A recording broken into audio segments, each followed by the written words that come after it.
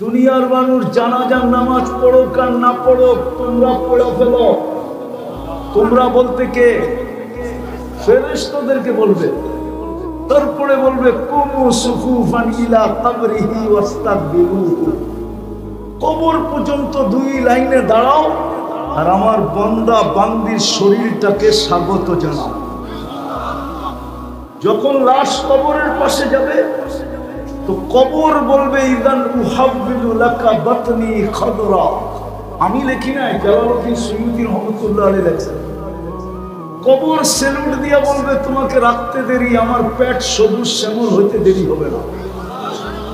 ওটা কি আল্লাহর রাসূল বলছে রাউদাতুম মিন রিয়াদিল জান্নাহ, তোমার কবরটা জান্নাতের বাগান হইতে দেরি হবে না।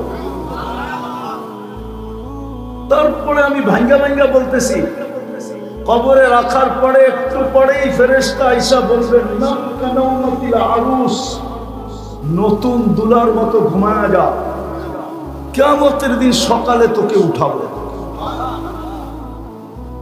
তো কিয়ামতের সকালে ফেরেশতা উঠাবে তো চোখ ডলতে ডলতে উঠবে, সুবে সাদেক হওয়ার সাথে সাথে উঠাবে, সূর্য উঠার আগে সুবে সাদেক হওয়ার সাথে সাথে উঠাবে। আর চোখ ডলতে ডলতে উঠবে আর ফেরেশতাকে জিজ্ঞাসা করবে কাঁচা ঘুমের থেকে কেন উঠাইলা? তো ফেরেশতা হাসবে আর বলবে কাঁচা 30,000 বছর ঘুমাইলা তারপরও কাঁচা, এটা পাকবে কবে? কিয়ামতের মাঠ কায়েম হয়ে গেছে তো 30,000 শুনা খিদা জায়গা উঠবে।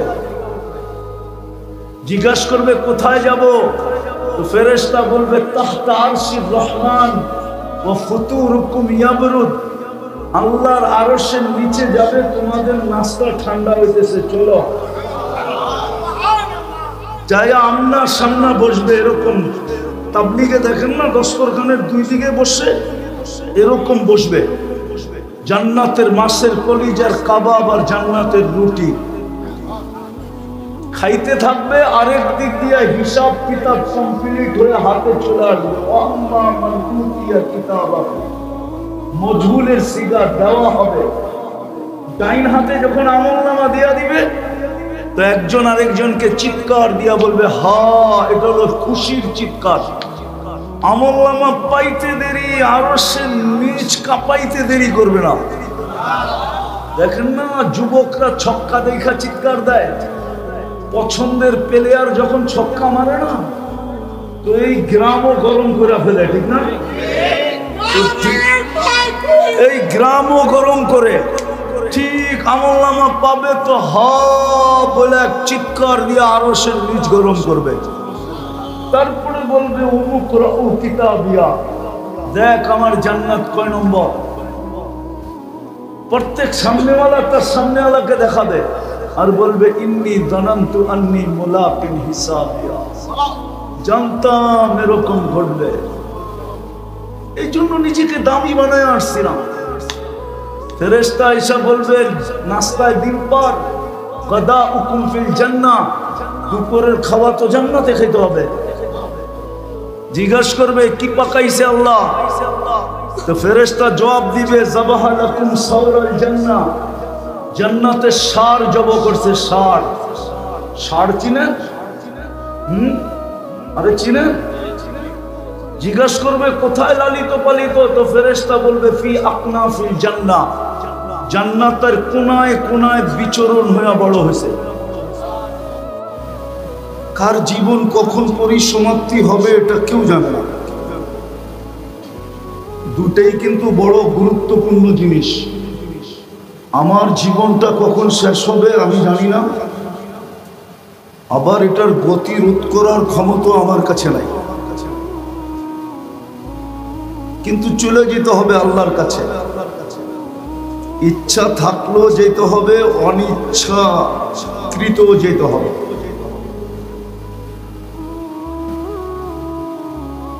কিন্তু যদি নিজেকে দামি বানায় গেলাম, নিজেকে যদি দামি বানাইলাম, দামি দুনিয়ার সমাজে না,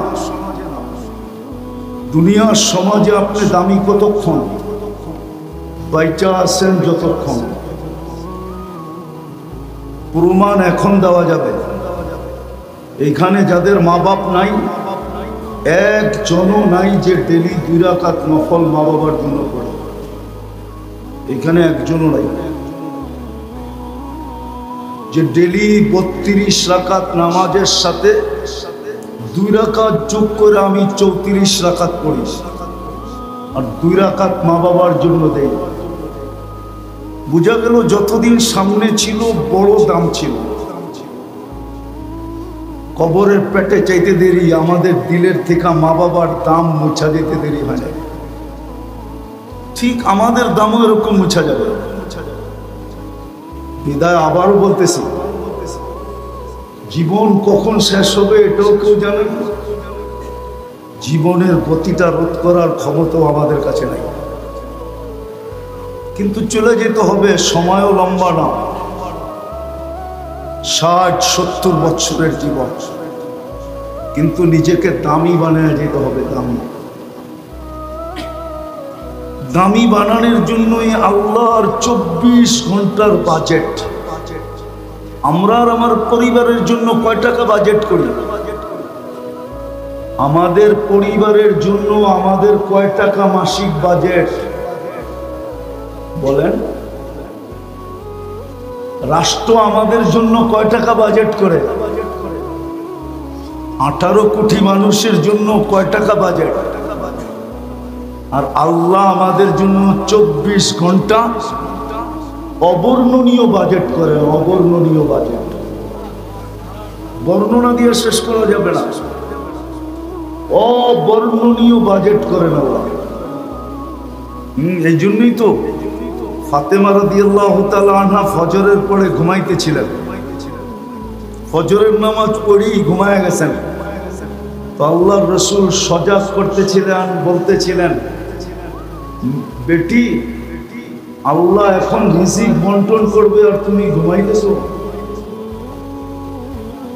ডেলি আমাদের উপরে আল্লাহ কোটি টাকা বাজেট ব্যয় করেন, কোটি টাকা। হ্যাঁ, একটা একটা করে দেখাইলে দেখানো যায়। এত সময় নাই, এত সময় নাই। যদি অক্সিজেন পানির দামে কিনতে হতো তো ডেলি 16,500 টাকা বিল দিতে হতো। বর্তমানে 850 কোটি মানুষ, 850 কোটি মানুষের বিল যদি 16,500 করে হয়, তাইলে এইবার দেখেন কত টাকা ডেলি এই 850 কোটি মানুষের জন্য বাজেটটা কে দেয়? না আপনি কিনেন অক্সিজেন। 24 ঘন্টা আমাদের পিছনে ব্যয়। যদিও পরিবেশ বলে না যে আমরা বেঁচে থাকি, পরিবেশবাদীদেরকে নিয়ে আসেন, তাহলে বলবে এই এলাকার পরিবেশ বসবাস যোগ্য নয়। ঠিক না? বৃষ্টি নামলে কি বসবাস যোগ্য? কি রাগ হয়ে গেলেন মনে হয়? ঠিক না? যদি একাধারে 1 সপ্তাহ বৃষ্টি হয় কি অবস্থা হবে? কিন্তু আমরা বসবাস করতেছি না। কে বাঁচায় রাখতেছে আমাদেরকে? কিন্তু পরিবেশবাদীরা তো কয় ঢাকা শহর ছোটবেলার থেকে শুনতেছি এটা বসবাসের যোগ্য না। দূষণযুক্ত শহর হলো ঢাকা শহর, দূষণ মুক্ত না। কিন্তু দিন দিন জনসংখ্যা বাড়তেছে আর যুগের পরে যুগ আমরা বেঁচে আছি। কে বাঁচায় রাখছে? আপনার পিছনেই বাজেট কেন? একটু ভাবেন। এত দামি ব্রেন দিলেন, তারপরেও ভাববেন না। এত দামি বিবেক দিলেন, বুদ্ধি দিলেন, বিদ্যা দিলেন, ভাবনার পিছনে এত বড় সওয়াব রাখলেন যে সঠিক ভাবনা যদি হয় তো 60-70 বছরের ইবাদতের সওয়াব দিবে এক মুহূর্ত ভাবনার বিনিময়ে। একটু ভাবেন, কেন আপনাকে আমাকে আল্লাহ বাজেট ব্যয় করতেছেন? 24 ঘন্টা কেন আপনি আর আমি লালিত পালিত? কি কারণে? শুধু এই কারণে যে আপনি আর আমি নিজেকে দামি বানাই। রাগ হয়ে যায় না এই এলাকার মানুষ? শুধু শিল্পের কারণে এই এলাকায় এত লোকের সমাগম দেখা যায়। যদি এই এলাকায় শিল্প না হইতো তো মানুষ টোকাইতে হইতো যে